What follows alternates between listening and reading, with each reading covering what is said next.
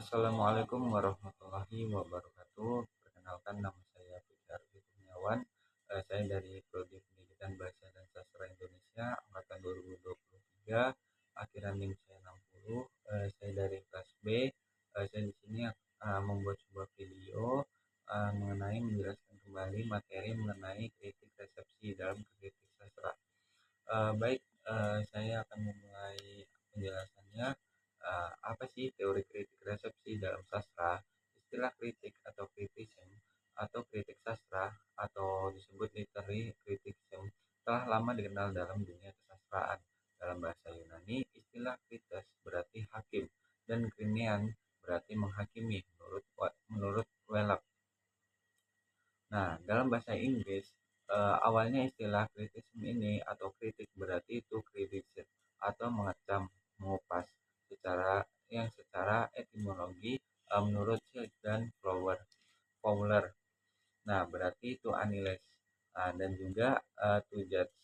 Nah, resepsi sastra secara etimologis, resepsi sastra berarti tanggapan terhadap karya sastra. Kata resepsi berasal dari receiver atau Latin, lalu reception atau Inggris yang diartikan sebagai penerimaan atau penyambutan pembaca. Menurut Ratna, dalam artinya yang luas, resepsi sastra berarti pengolahan teks, cara-cara pemberian makna terhadap karya sastra, sehingga dapat memberikan tanggapan terhadapnya. Maksud dari tanggapan ini, yang dimaksud itu tidak hanya dilakukan antara karya dengan seorang pembaca, tapi juga antara pembaca sebagai proses sejarah memahami pembaca dalam periode tertentu. Nah, selanjutnya itu laporan resepsi ini dari pembaca non-profesional.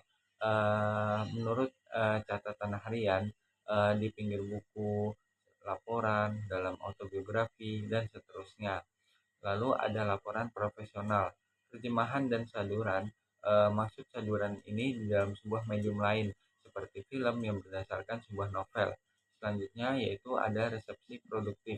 Unsur-unsur dari sebuah karya sastra diolah menjadi sebuah karya baru, pengolahan dalam bentuk buku-buku, sejarah, ensiklopedi, dan sebagainya. Terus ada lingkup kajian eksperimental. Berdasarkan kritik yang ada, penelitian resepsi dilihat dari fisik teks atau intertekstual, penyaduran, dan penerjemahan. Nah, ada juga teknik kajiannya itu seperti kepada pembaca yang baik, perorangan maupun kelompok, disajikan karya sastra. Mereka lalu diberi pertanyaan baik lisan maupun tertulis, kesan penerimaannya. Jadi jawaban pertanyaan secara tertulis dapat ditabulasikan jika menggunakan angket.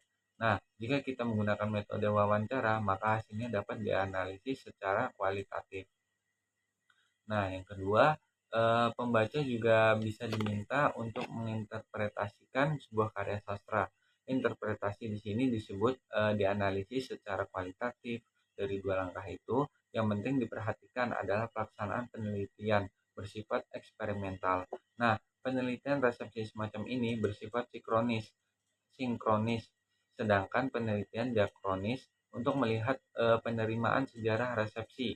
Digunakan strategi dokumenter melalui kupasan media massa. Nah, hasil kupasan itu dikaji oleh peneliti tersebut. Nah, contoh penelitiannya itu seperti data yang kita analisis ini berupa wawancara 15 orang. Nah, pelanggan majalah penyebar semangat. Penulis akan memaparkan data tersebut satu persatu. Nah, pemaparan ini hasil resepsi dari pembaca tersebut. Nah, cerita sambung, Monceki Impen karya Sri Sugianto. Nah, studi kasus ini terhadap 15 orang pelanggan majalah penyebar semangat. Nah, dari 15 orang pembaca, 11 orang responden diantaranya mengatakan cerita sambung Monceki Impen tersebut menarik.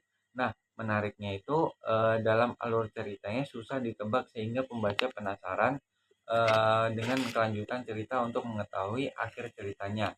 Ada 4 responden lainnya mengatakan cerbung tersebut tidak menarik karena pada saat membaca cerbung tersebut ceritanya tidak membuat berdebar-debar.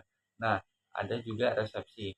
Dari 15 orang pembaca, 11 orang responden, 74% itu sepakat mengatakan cerita sambung atau ngecek impan ini menarik. Hal tersebut tercermin dalam beberapa jawaban responden yang dimaksud seperti berikut.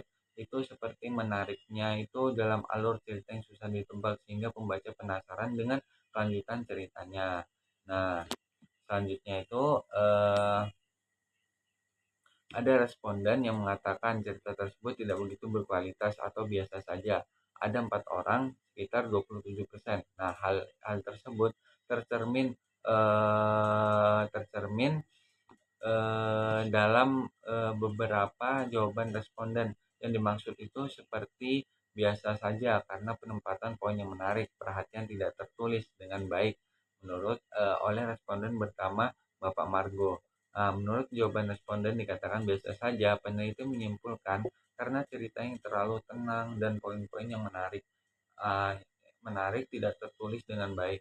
Akan tetapi, terdapat 4 orang responden atau sekitar 27% yang tidak mengetahui apakah cerita tersebut berkualitas atau tidak. Hal ini dikarenakan dari beberapa responden tidak mengetahui bagaimana cara yang berkualitas tersebut. Baik, ini saja yang bisa saya sampaikan mengenai materi resepsi sastra. Mungkin masih banyak kurang dari penjelasan saya karena saya juga masih belajar. Saya akhiri. Wassalamualaikum warahmatullahi wabarakatuh.